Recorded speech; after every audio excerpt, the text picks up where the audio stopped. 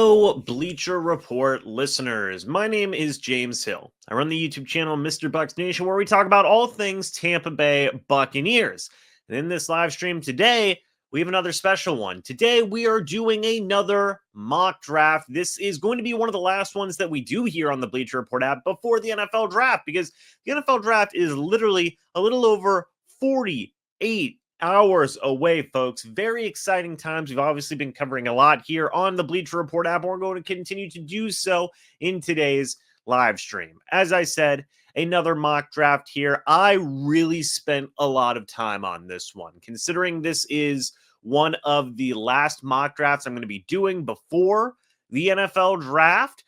I wanted to make sure that I tried to be as realistic as possible and really put in some effort of where I think the Buccaneers are going to go in certain rounds in certain position groups. So I'm very excited. Hopefully you guys are excited as well. Let's dive into it. Now, as you guys can see on my screen, with the first pick the Tampa Bay Buccaneers have, number 26 overall in the first round, I have them selecting Jackson Powers Johnson, center out of Oregon. I feel like this is a move that just makes a lot of sense. I think that if JPJ is there, the Buccaneers would very likely take him in the first round, and it's not hard to see why. JPJ is a guy that you can plug and play as a starter at center right away.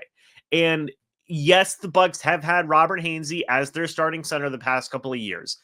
That was fine after the injury to Ryan Jensen. You really didn't have a ton of options to work with in those scenarios. You did spend a third-round draft pick on Robert Hainsey. Let's see what he could do as a starting center.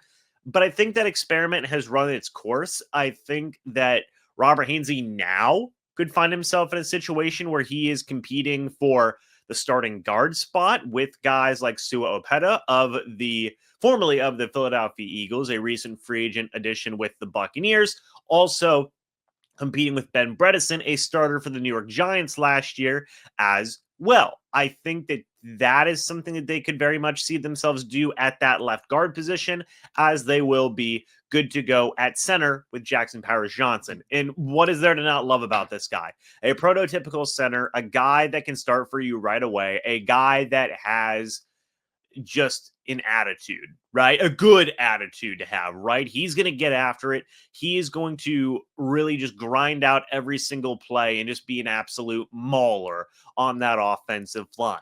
You put him in an offensive line that features guys like Cody Mock, Luke Gedeke, Tristan Wirfs, and possibly Robert Hainsey at left guard, possibly Sua Opeta or Ben Bredeson at left guard as well. That's a fine offensive line, in my opinion. That is an offensive line that can continue to gel, continue to grow, and one that I believe has a lot of good potential going forward, as it's a lot of young guys as well. All would be draft picks of Jason Light if Robert Hainsey started at left guard. So the Bucs have been investing a lot in the offensive line, which is super important. Of course, everybody's going to agree with that, but I also say that it would be just good regardless, right? So we have Jackson Powers Johnson here in round number 1. Going on to the next selection that I have for the Tampa Bay Buccaneers, it's going to be a bit of an interesting one. I have them selecting Marshawn Kneeland, edge rusher out of Western Michigan. Now, I like Marshawn Kneeland. He has been somebody that the Buccaneers have been very interested in so far throughout this process of just seeing what he can be, right? In terms of having a top 30 visit, having an interview at the NFL Combine. These are all things that they have done with Marshawn Kneeland. So the interest is certainly there. 6'3", 267 pounds is graded to be a good backup with potential to develop into a starter.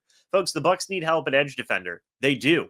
You have Joe Trine-Schuenka, who's been fine throughout the process so far up to this point. He hasn't been what you would expect from a first-round draft pick, but he's been fine overall. You have Yaya Diaby, who was a pleasant surprise last year, but do you expect him to post the same production he did in his rookie year in year number 2? I don't know. That's a pretty legitimate question, which you can kind of flip-flop either way on that. You have veteran Anthony Nelson, former 4th-round draft pick of the Bucs, who's been very just rotational throughout his career so far up to this point. And then you brought in Randy Gregory, who Jason Light even said himself was brought in as a depth addition and nothing more. Point being is that the Bucs can continue to add to this room. They should continue to add to this room. Enter Marshawn Kneeland. I think that this is a guy who poses a lot of athleticism, a lot of ability, isn't a guy that is crazy to see get taken in round number 2, especially for the Bucs given their needs, and is a guy that I think can contribute right away to what the Bucs are trying to do here at edge rusher. Now, even after the draft, I would still say the Bucs could certainly do with some more edge help, be it adding a veteran, something along those lines, but adding Kneeland helps just a little bit more, right? Now, it's going to be so interesting to pay attention to this edge group because they don't have, let's say, a leader in terms of just overall production, right? In terms of just overall, whatever you want to call it, right? They don't have a leader in that room, so to speak, a top dog, let's say. It was Shaq Barrett for a long time, but Shaq Barrett's gone now. After that, you have guys who are all very similar, I would say, in terms of production, in terms of ability that they've shown at the NFL level so far to this point. And you're going to have to find another guy, another top dog, right? Maybe one of these guys does rise to the top. Maybe it's just by a committee type of thing. I don't know. But I do believe that Kneeland is going to be a guy that's going to help out if it is the case that the Bucs are doing more of a committee type of thing. I think he shows a lot of good athleticism, a lot of good ability. You take a look at what he did at the NFL Combine. Again, very athletic, 4.75, 40-yard dash, 21 reps on the bench press. That's 225, 4.5 sacks in 2023. He also had 7.5 tackles for loss and 2 forced fumbles. I think this is a guy who can make a lot of plays. This is a guy who can really get after it and do a lot of different things. I like Marshawn Kneeland. I think it makes a lot of sense. The Bucs have been very interested in him throughout this process as well. I think he's definitely going to be an option there. So Marshawn Kneeland is the guy I have going in round number 2. Now, the Tampa Bay Buccaneers have 2 third-round draft picks. One was from just their own selection that they have. The other was from the Carlton Davis trade. They traded Carlton Davis to the Detroit Lions. They got one of Detroit's extra third-rounders. So the Buccaneers have 2 third-round draft picks in this scenario. They have pick 89. They have pick 92. With the 89th overall pick, by the way, that second-round pick was pick number 58 for the Bucs and Marshawn Kneeland. I have them going with another interesting name. I have them going wide receiver. I have them selecting Jalen McMillan, wide receiver out of Washington. I like Jalen McMillan a lot. And right now, as it stands, the Bucs are a little bit thin on their wide receiver depth. Yes, they have they have re-signed Mike Evans. That's huge. You, of course, love that. But they certainly could make do with another wide receiver. But before I talk about Jalen McMillan, I want to go to this comment here. I like Adrian Cooper in the second just because of his ability to tackle, knowing David's time's coming to an end. Adrian Cooper could very well be an option in round 2. If he is there, I do believe he would probably be the selection over Marshawn Kneeland. I personally just think that he's not going to be there. I mean, I love Adrian Cooper. I love him. I think he's an awesome linebacker. I just don't think he's going to be available for the Bucs selection. If he is, I think he's going to be the pick. If not, might be a guy like Marshawn Kneeland, but I appreciate it, DJ. I appreciate it. And a lot of people like Adrian Cooper as well. I almost kept him in my mock draft here, but I did have him in my previous mock draft, so I decided to go against it. But back to Jalen McMillan. To get back on him, Jalen McMillan is a good wide receiver. 6'1", 197 pounds, just played in the national championship with Washington, by the way. A 4.47 40-yard dash, 4.8 or 4.18 20-yard shuttle, 6.94 three-cone drill, 10-foot 7-inch broad jump, 37-inch vertical jump, 1.53 10-yard split on that 40-yard dash. Is projected to be a third-round pick. And folks, as I said, the Bucs, yes, they have Mike Evans. Yes, they have Chris Godwin. Yes, they have Trey Palmer, who was thrust into a starting-ish role last year, but they need some help at wide receiver. You have Devin Tompkins. You have some other random guys in there like Raheem Jarrett and whatnot, but you released Russell Gage.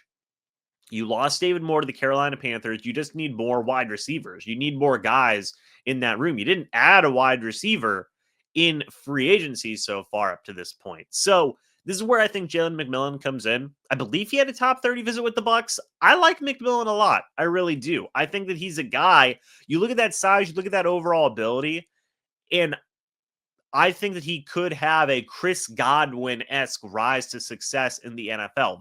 Very solid route runner. Very solid route runner.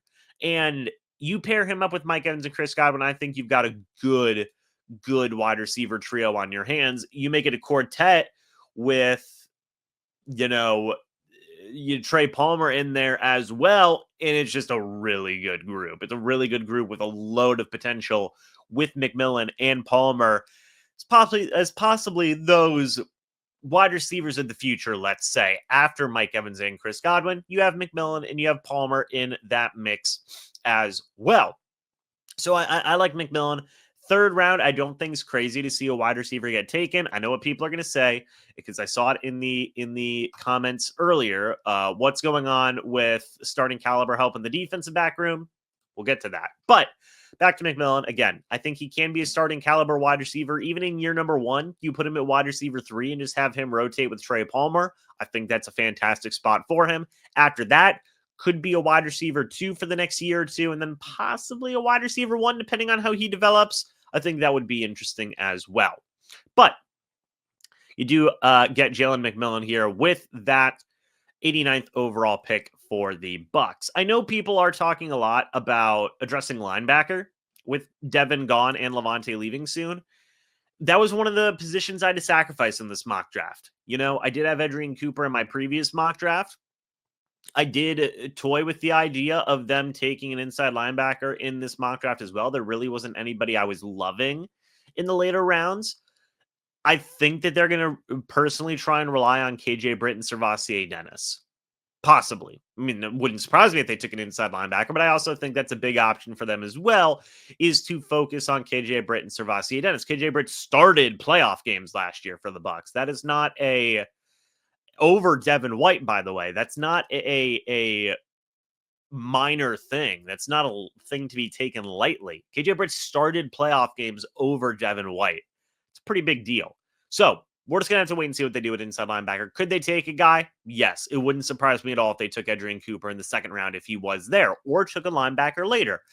But it also wouldn't surprise me if they focus on KJ Britt and focus on Servassier Dennis as well. 2 guys that they drafted who may be due for some starting time. But with a second third-round pick that the Buccaneers have, number 92, I have them addressing another position of need. It's cornerback. I have them selecting DJ James, cornerback out of Auburn. They replace Carlton Davis, a cornerback out of Auburn, with another cornerback out of Auburn in DJ James, a 4.42 40-yard dash, 1.5 10-yard split. DJ James is a guy that could legitimately give you starting cornerback ability right away. If he was your number 2 cornerback next to Jamel Dean, I don't think that'd be a bad cornerback duo at all. And then you have Zion McCollum there just in case. You brought in Tavier Thomas to compete at that nickel spot. Christian Izien is going to be competing at nickel as well. That's a good cornerback room, in my opinion. Jamel Dean, DJ James. You have Zion McCollum in there. You have Tavier Thomas. You have Christian Izien. You have a lot of different guys who can do a lot of different things. And I think that DJ James is a guy who showcases some really good ability. I did see somebody said rather pick wide receiver before, or I'd pick corner before wide receiver.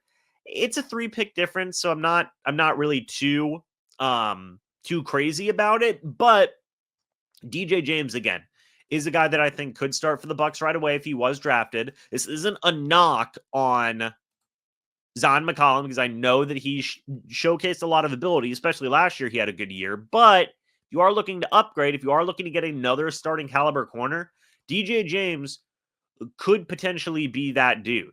He had 10 pass breakups in 2023. He had 8 pass breakups in 2022. And then he actually came in from Oregon. So he's played for 2 really, really good organizations right? Two really, really good organizations. I think that he's a guy that can play inside or outside. So if you do want to have a trio of Jamel Dean at the 1, you have Zion McCollum at the 2, and DJ James at the 3, at the nickel spot, let's say. That's a pretty good cornerback trio, in my opinion. I really do believe that. I really do believe that. I do see the comment here that says, should never draft an Auburn cornerback. It hasn't gone well for us. I tend to disagree. I think that Jamel Dean and Carlton Davis have been very quality starting cornerbacks over the years. And they got a third-round draft pick for Carlton Davis. That is not – it's a good – that's a good draft pick to get for a cornerback. And Jamel Dean's very good as well. The biggest thing for them has been injuries. If they weren't hurt, they'd be two of the best, top half cornerbacks in the league, in my opinion. Just been a matter of availability, not overall ability. So, DJ James, I have the Bucs going back to the cornerback well once more and getting him here. The next selection I have, the 4th round pick for the Bucs, pick number 127. This is going to be a fun one, folks. I have them going running back, specifically Ray Davis out of Kentucky. Now, he has a connection to Liam Cohen. This has been a guy that a lot of Bucs fans have been clamoring for a little bit. Absolute bowling ball of a human being, 5'8", 211 pounds, a 4.52 40-yard dash, 1.56 10-yard split, 35-inch vertical jump, 9-foot 11-inch broad jump, a 4.51 20-yard shuttle. I think that Ray Davis is a dog. I think that Ray Davis gets after it. I think that Ray Davis reminds me a lot of Doug Martin, and I like all of that. I do. And I think that Ray Davis is a guy that can be pretty good if you pair him up with Rachaad White and with Chase Edmonds in that running back room. You have your more, let's say, all-around running back in Rachaad White. You have more of your receiving and blocking guy in Chase Edmonds, and then you have your power guy now in Ray Davis. It's a really good running back room, folks. And I think that it's one that would just be complementing each other so well. I don't have any trades in this mock draft. I do not. That would have been way too hard to orchestrate, but I do, feel pretty good about my selections. Wherever the Bucs may pick, I feel pretty good about round to position pick kind of feel, right? I do think the Bucs will pick either an interior offensive lineman or an edge in round 1. I think whatever they don't get in round 1, they'll take in round 2. I feel pretty good about receiver and cornerbacks in round 3. I feel pretty good about running back in round 4. And then we'll get to round 6 and round 7 later. But back to Ray Davis, I think this is a guy that genuinely can get a lot of touchdowns in his first year just from being a goal line type of guy. He's got deep connections with Liam Cohen, the Bucs' current offensive coordinator. Ray Davis was a player under Cohen at Kentucky last year where he did have 1,000 yards, had his best season as a collegiate player, was a second-team All-SEC at Kentucky after he came over from Temple and Vanderbilt, had his second season with 1,000 yards, 1,129 rushing yards on 199 carries, 14 rushing touchdowns, 7 receiving touchdowns. The dude's pretty much a beast. I mean, the dude's a scoring machine. I think that you can see that ability with the Bucs going forward, and I'm going to be heavily interested to see if they do take a power back. I think they should take a power back, and I think that Ray Davis could certainly be that guy. With the second to last pick, I have the Tampa Bay Buccaneers taking an interior defensive lineman. It is Ja'Whaun Briggs, defensive lineman out of Cincinnati, which I know may be a little bit interesting. Ja'Whaun Briggs is an interesting prospect. He is. He ran a 5.04 40-yard dash. He's a big guy, 6'1", 297 pounds. Folks, at the end of the day, the Bucs need help at interior defensive line also. Yes, you brought back Will Golston. That's awesome. I love to see that. Yes, you have Logan Hall there. You spent a second-round draft pick on him. Yes, you have Vita Vea as your starting nose tackle. Yes, you have Kalijah Kancey, who spent a first-round draft pick. I think that you can always get more depth at the position. A sixth-round draft pick is not crazy. I see the comment here, we'll never go against interior defensive line depth. Why not, right? Why not? I think that this is a pick that can provide just good depth for the Bucs. We heard Jason Light say that he wants depth in the trenches.